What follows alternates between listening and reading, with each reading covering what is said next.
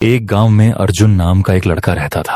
अर्जुन पढ़ाई में बहुत होशियार था और सब उसकी बुद्धि और तेज दिमाग की तारीफ करते थे। लेकिन अर्जुन की एक बड़ी कमजोरी थी, वह समय का सही उपयोग नहीं करता था। वह अपना ज्यादातर समय दोस्तों के साथ खेलने, मोबाइल पर गेम खेलने और बेकार की बातों में बिताता था। उसके माता पिता ने कई बार उसे समय की कीमत समझाने की कोशिश की, लेकिन अर्जुन को यह बात समझ नहीं आती थी। वह हमेशा सोचता, मेरे पास बहुत समय है, सब कुछ बाद में कर लूंगा, अभी तो मजे करने दो। एक दिन स्कूल में वार्षिक परीक्षा के नतीजे आए। इस बार अर्जुन के नंबर बहुत कम आए, जितनी उम्मीद थी उससे बहुत नीचे। जिस अर्जुन की टीचर तारीफ करते थे वही अब निराश हो गए, यहाँ तक कि उसके दोस्त भी उससे दूर होने लगे।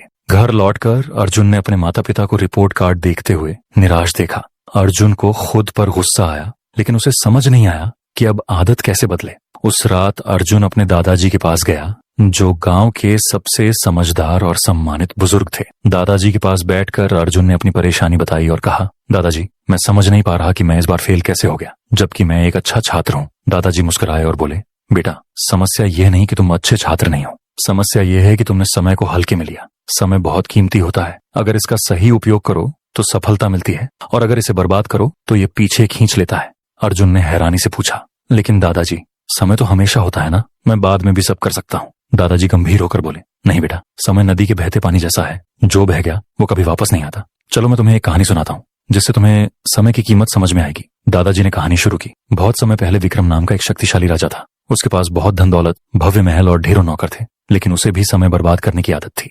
वह देर से उठता, दरबार की जगह दोस्तों के साथ समय बिताता और हर काम कल पर टाल देता। एक दिन एक साधु उसके दरबार में आया और बोला, राजा जी, आपके पास सब कुछ है, लेकिन आप अपनी सबसे कीमती चीज समय को बर्बाद कर रहे हैं। अगर आपने इसे सही से नहीं अपनाया तो एक दिन आपको पछताना पड़ेगा। राजा हंसते हुए बोला, मेरे पास बहुत समय है, मैं जब चाहूं तब कर सकता हूँ। साधु ने चेतावनी दी, समय को हल्के में मत लो, ये सबसे बड़े राजाओं को भी बर्बाद कर सकता है। लेकिन राजा ने बात नहीं मानी। सालों बीत गए, राजा बूढ़ा हो गया, उसका स्वास्थ्य बिगड़ गया, सेना हारने लगी और जनता का विश्वास भी खो गया। तब राजा को समझ आया कि उसने अपना समय बेकार की चीजों में गंवा दिया। वह उस साधु को ढूंढने निकला, लेकिन वह कहीं नहीं मिला। अब राजा को पछतावा हुआ, लेकिन तब तक बहुत देर हो चुकी थी। उसने समझा कि असली खजाना तो समय है। ये कहानी सुनकर अर्जुन सोच में पड़ गया। उसे पहली बार महसूस हुआ कि उसने कितना कीमती समय बर्बाद कर दिया। उसने पूछा, दादाजी, क्या मैं अब भी अपना जीवन बदल सकता हूँ?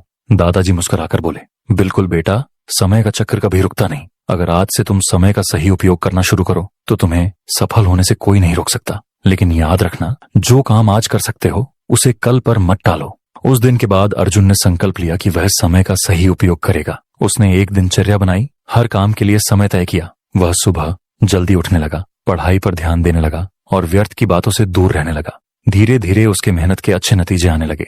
अगली परीक्षा में वह क्लास में प्रथम आया। फिर वह एक सफल व्यवसायी बना और अपनी जीवन शैली से सबको प्रेरित किया।